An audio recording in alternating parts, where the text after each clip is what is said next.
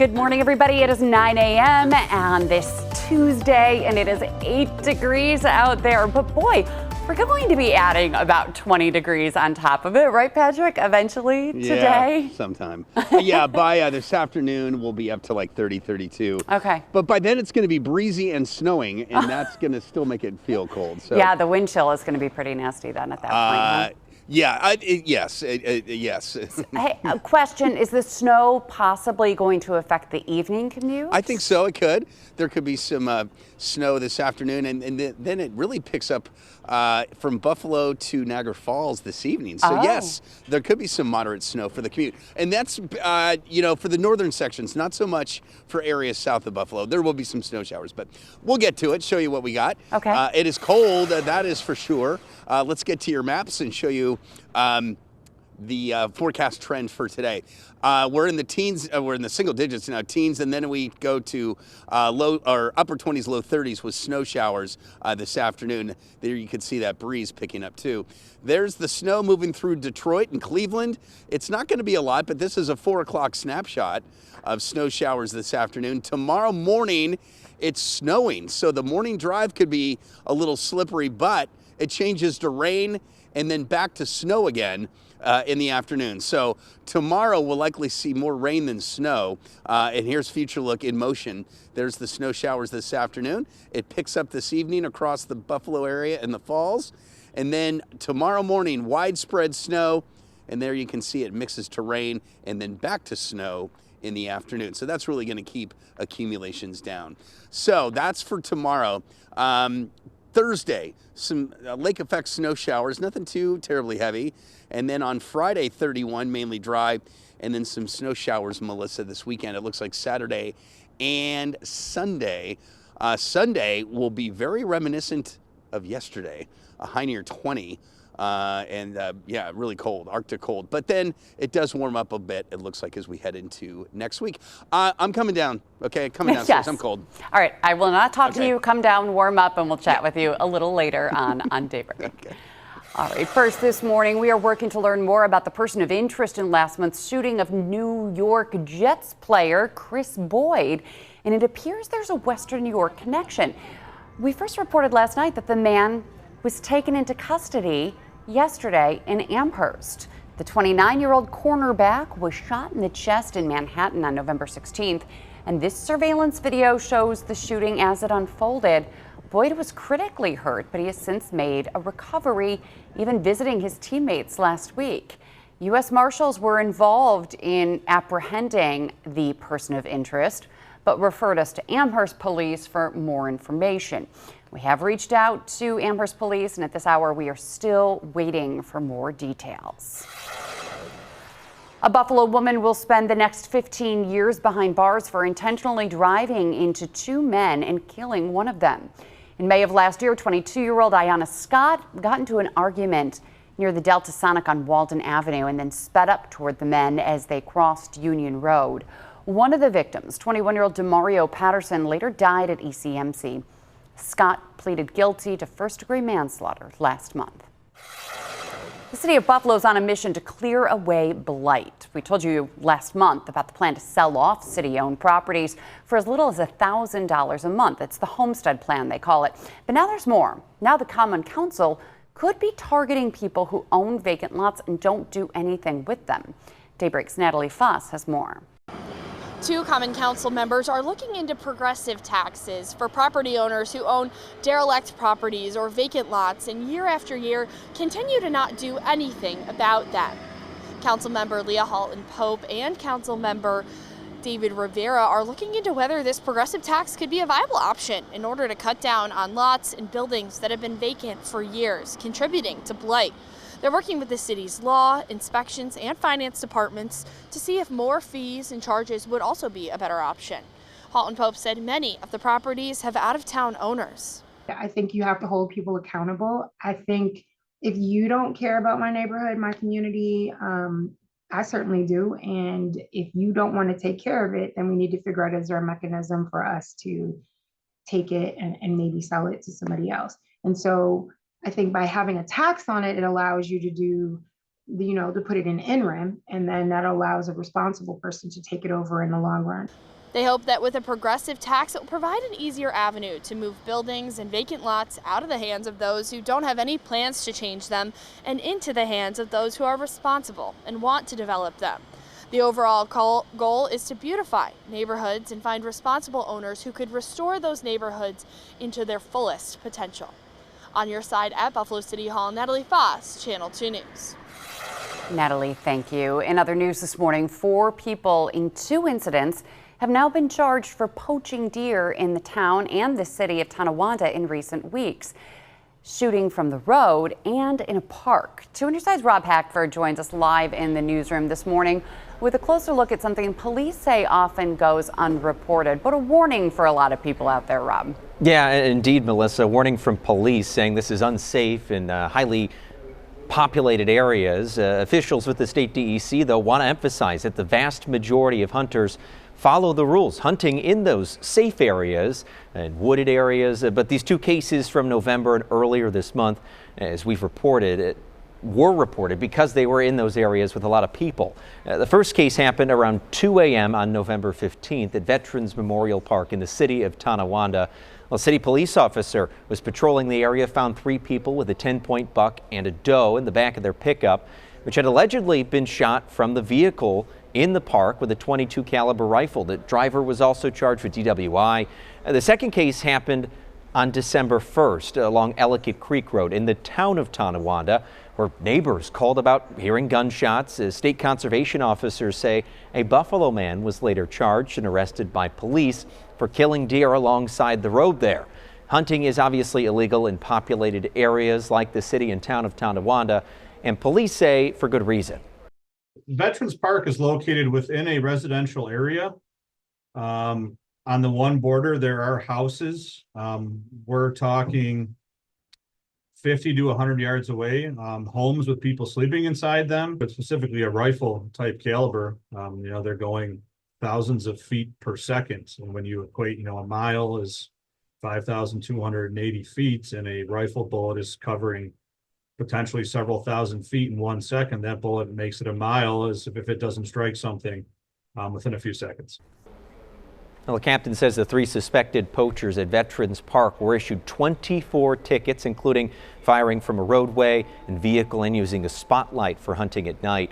Well, the Buffalo man arrested in the town of Tonawanda was also charged with reckless endangerment.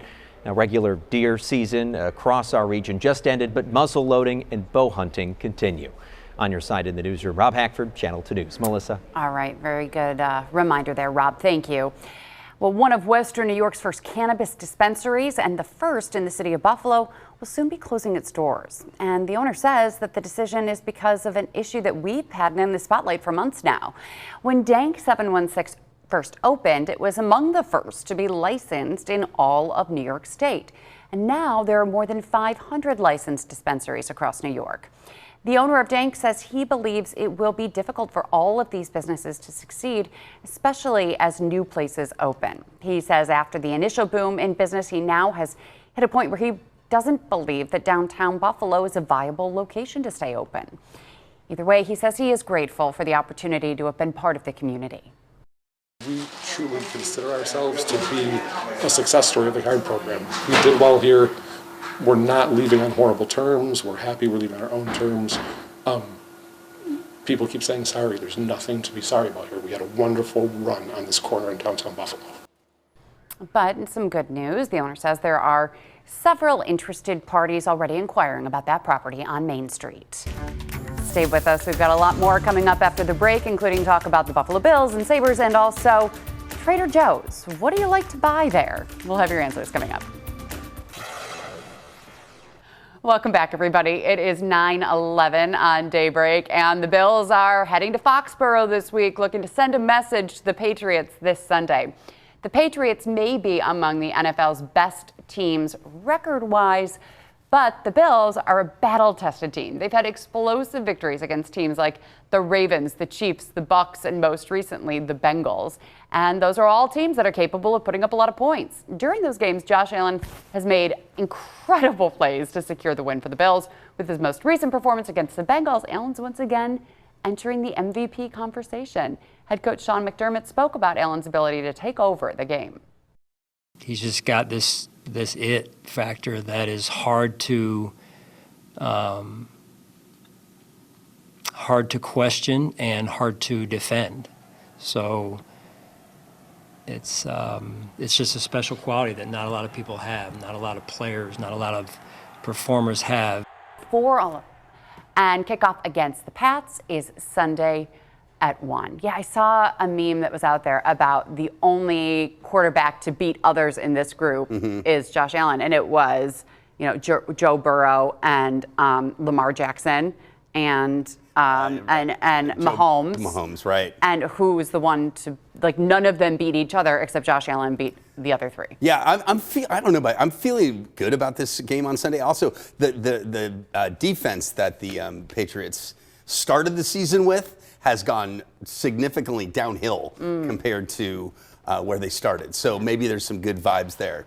But as far as that, what we're seeing from Josh Allen, right? The nation is talking about 100% that throw to Khalil Shakir in the end zone that was just crazy, that was holding it for 8 seconds and then it zigzagged through players and he just threaded the needle to get it to Shakir in the end zone.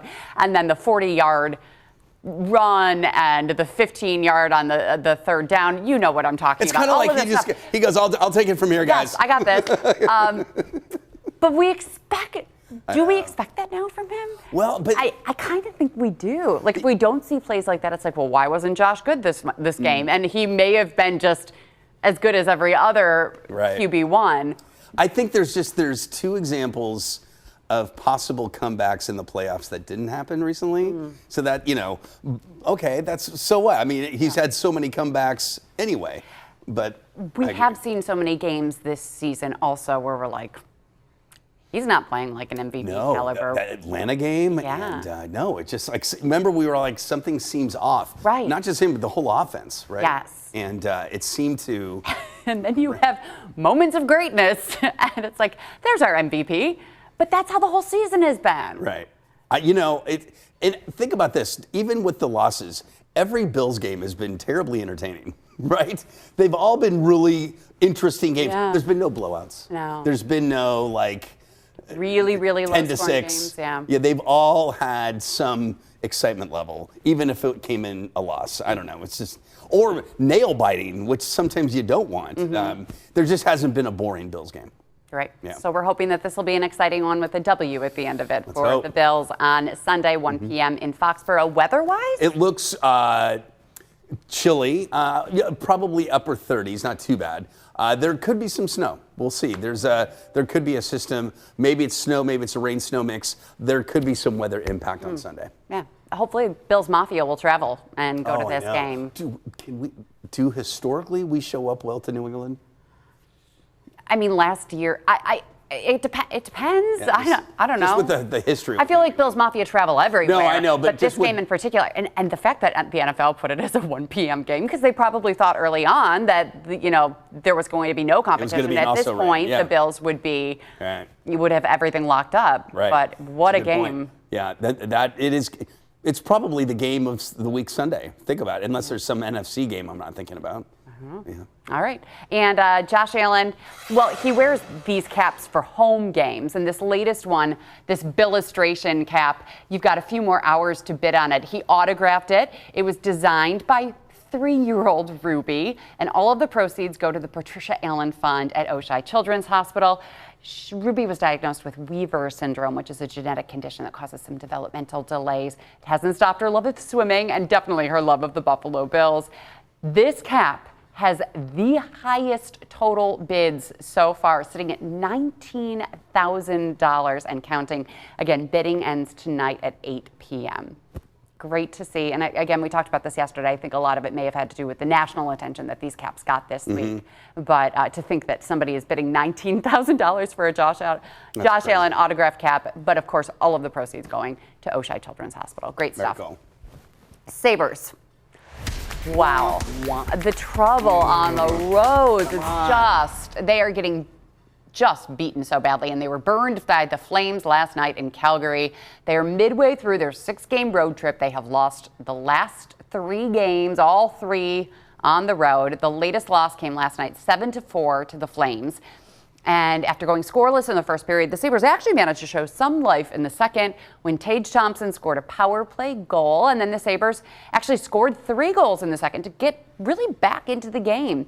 It wasn't enough to keep up, though. The score was 5-4 at the beginning of the third, but then the Flames added a pair of empty netters to close it out. The Sabres are now 2-9-2 away when you add in last night's game. Yeah, the 2 games that they did win away from KeyBank Center were both in overtime also. So they have not won a regulation game on the road at all this season. That's crazy. Hoping to turn things around tonight and maybe change that stretch of bad luck on the road when they play the Oilers tonight at 9 p.m. It's going to be another late one, so we'll have highlights tomorrow morning on Daybreak. Connor McDavid, right?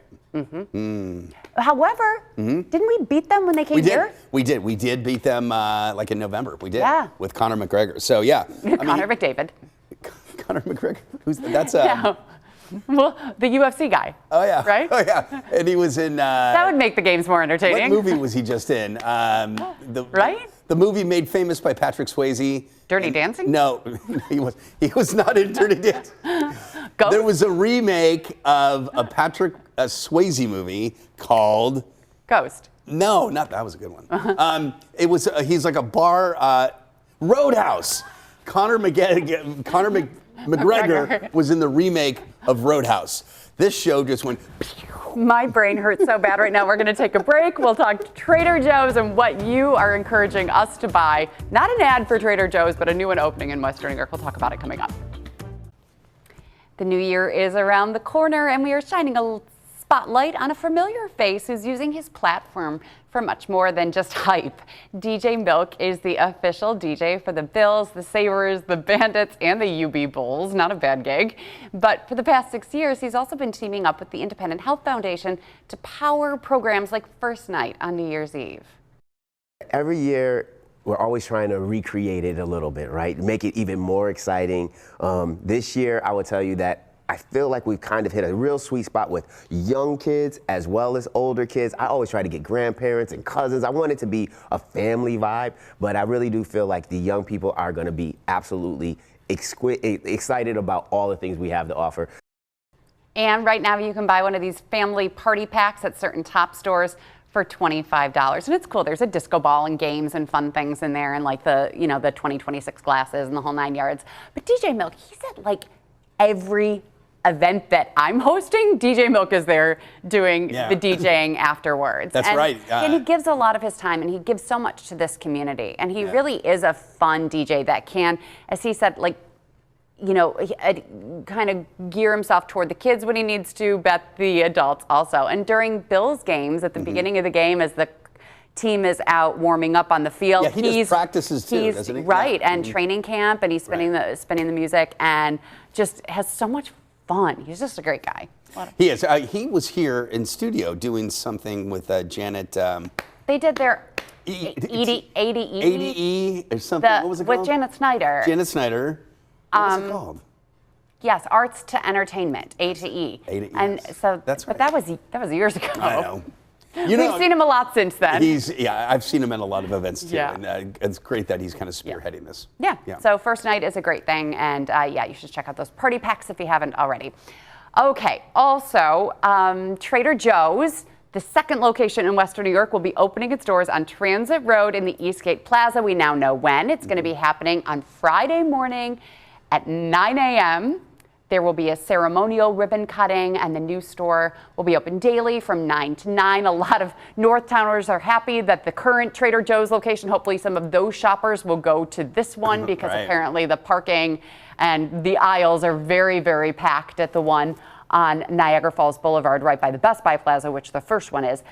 But this morning on Daybreak, we were kind of talking about how some of us don't shop at Trader Joe's because it's just too anxiety-inducing to go somewhere new. Only shopped at Trader Joe's once. There was nothing wrong with it. It's just I It's just not in your rotation. Right. I feel I go to the same places. I buy the same things every single week, and diverting from that and trying something new is very anxiety inducing for me. Oh my, I totally agree. Do you ever go to like a different Tops or a different Wegmans and you know where nothing is? Because it's not the normal one? Oh, yeah. Oh, my God. Scary to me. I'm like, where is this? I know it's here somewhere and I have no idea. So just trying to find something totally new at a new store is scary. I love Trader Joe's, but I'm a list shopper. I stick to the list. I'm not in it. And Trader Joe's is nothing but impulse buy. And it'll, you don't need any of it. I needed that cookie butter. It will triple my grocery bill, guaranteed. 100%. But occasionally, I love going in there, though. It's an experience. You're totally right about that. Yeah, you walk into a different any store and you just get in there and you're like, wait, something isn't right. Yep. Okay, so yeah, we talked about just there, as you heard, going into different stores, not knowing what to buy. So I asked you on social media, if you shop at Trader Joe's, what are some of your favorite items? If we're going to try it, what should we try? And boy, have you all responded. We got so many responses, so I'll read a few of them here. Tori says that you need to try the pesto, the yogurt, the hummus, plus dog treats. And a lot of people have actually said dog treats, so that's a favorite there. Nicole says the frozen breaded cod fillets, like fish sticks. She either bakes them or she puts them in her air fryer. And also their chocolate cat cookies for people are super addictive, she says. Lots of people saying these frozen items, like the frozen breaded cod fillets. She went so far to actually take pictures of the items and send them to me, so I knew exactly what I was looking for at the store. So thank you, Nicole, for that. Russ swears by the maple sandwich cookies. Canadians love the maple sandwich cookies, and apparently a lot of our Canadian friends, our neighbors to the north, like coming to this Trader Joe's where things are cheaper, and they scoop up all the maple sandwich cookies. Someone else says the soft sugar waffles, which this time of year, those are very popular. Okay, Lucia, she's got quite the list. Ricotta cheese, lots of cheeses apparently are also very popular. Ravioli, gnocchi, seltzer water, the cauliflower gnocchi, which went viral there. Dark chocolate peanut butter cups, vanilla beans, dried pasta imported from Italy, Argentinian shrimp, and langoustines. And the flowers are amazing, and the orchids are a fantastic price as well. Lots of people, Patrick, say that the flowers are really great at Trader Joe's. So if you want to pick up something from Kimberly, maybe you want to try that. And we also hear the produce is really good. This is not an ad for Trader Joe's, by the way. I'm just reading what people say because I'm super curious. Dave says that Trader Joe's brand elbow pasta is great because it makes the best macaroni salad. Donald and Neil both said, how about this? Do you like French onion soup? They say that the frozen French onion soup there tastes like restaurant French onion soup, but it's frozen. And so a couple of people have said that. Okay, I guess somebody emailed me too. Oh, yeah, that's but I deleted your phone. it. Okay. Sorry. Anyway, but yeah, the fried rice is apparently a big. Oh, right. And so Kim, our digital director, along with the fried rice, says that the orange chicken. Yes, I heard frozen that too. Orange chicken is supposed to be really good. Noah, our traffic guy, Noah Maciejewski, says that he loves the chocolate chip cookie ice cream sandwiches, and digital director Kim totally agrees with that also. And our own Natalie Foss loves the chili onion crunchy topping, which apparently has also gone viral, mini peanut butter cups, and any seasonal treats. She says the Jingle Jangle. I had to look that one up. Jingle Jangle is a chocolate-covered snack mix in a tin, but it's like chocolate-covered pretzels and chocolate-covered cookie dough bites and all sorts of chocolate-covered goodness in a tin. So it also, again, as Pete said. Note to Trader Joe's, get one in the South Towns. Why did you have to do two north? Do one north, one south. Anyway, maybe one day. Maybe one day. Because you guys got the. You got the Chick-fil-A's We've got right? the space. No, the Chick-fil-A's first. No. We got a what was the Dave's Chicken just opened? Oh. And and then Dinosaur Barbecue. Yes. That just opened in the South Towns. Yeah, you've got room for a Trader Joe's down there. You've been to McKinley Mall? There's space to. Well, and also the area around the original Trader Joe's, that Best Buy Plaza, Target Plaza, and now the Costco's going to be opening eventually around there, and the Dick's House of Sport is right there. I mean, that traffic right there around Niagara Falls Boulevard is just crazy. crazy. So it'll be nice to be able to maybe, if a lot of that is the Trader Joe's traffic, to have them go up to Transit Road. It's where the Eastern Hills Mall used to be alive and kicking. So, okay, weather-wise, did you say tomorrow is a weather impact alert day? It is. Why? I don't know. Just sounding. No, of course I know why. Because there's going to be snow falling during the commute. Okay. And which one? Both. Well, there's going to be snow in the morning for the commute. Okay. Then it turns to rain. All right. And then in the afternoon, there's going to be a transition from the rain back to snow. So it's not going to be like really hazardous, but it may slow you down. It may be slippery. And just a heads up, because it's going to be kind of sloppy both commutes. Sloppery. Sloppery, I think is a better word, yeah.